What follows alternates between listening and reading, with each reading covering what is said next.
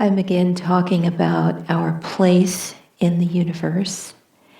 And yesterday I talked a little bit about how we are vibration. We are solidified vibration of Om when you come down to the real essence of it, and how we need to be baptized, as Sri Yukteswar said, in that river of Om, to go back to our source in God, in self-realization. And in addition, I wanted to touch on the fact that our vibrational nature is what is our magnetism.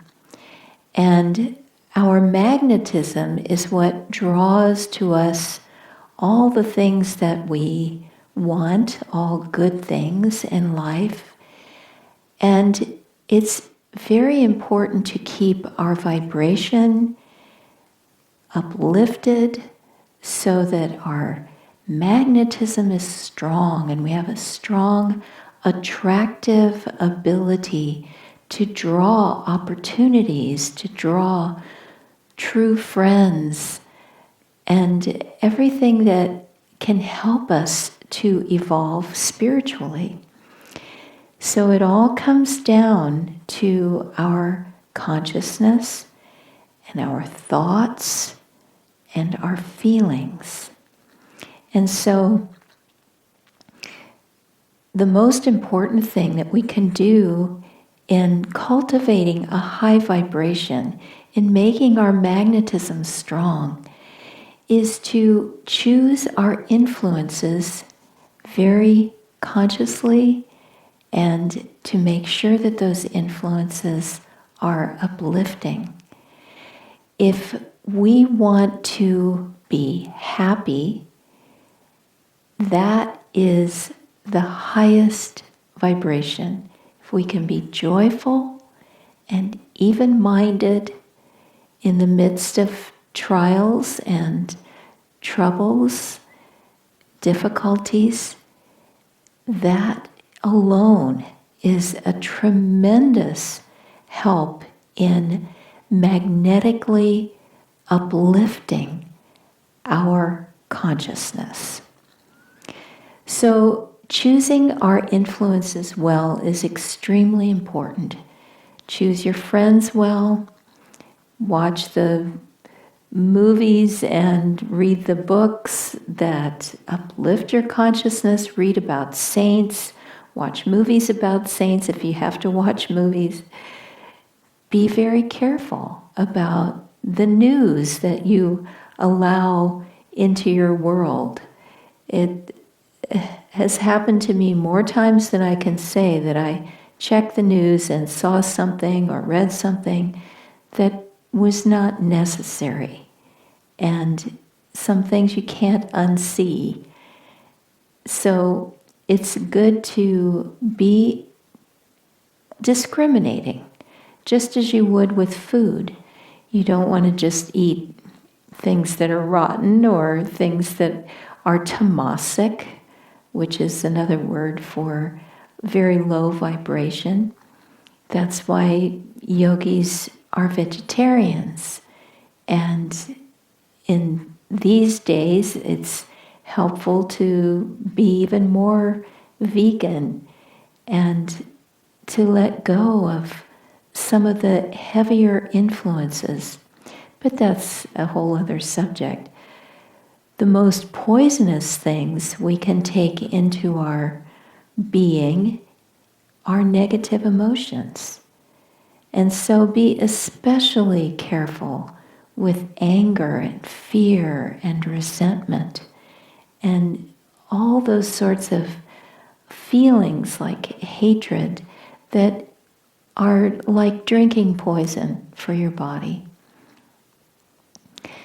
They do damage to your vibration. They make your being, your magnetism, negative. People don't want to be around you. I read something, and there's a wonderful scripture. I forget the name of it, but it's Yudhisthira and Draupadi, his wife, having a conversation. And they are coming from two different points of view. And it's just wonderful to see them, in your mind's eye as you're reading. They're very centered, both of them, and they're just calmly making their arguments and their points of view known to each other in a very centered way. They're not at all angry or upset. It's heavenly to watch this discourse take place. As you're reading it, you can visualize it. But anyway, at one point in this scripture, it is said that an angry man is like a snake in the house. Everyone wants to kill it.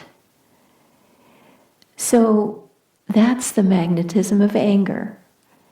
No one wants to be around it. They want to eliminate it. They want to be as far away from you as they can possibly be, because anger has a negative magnetism.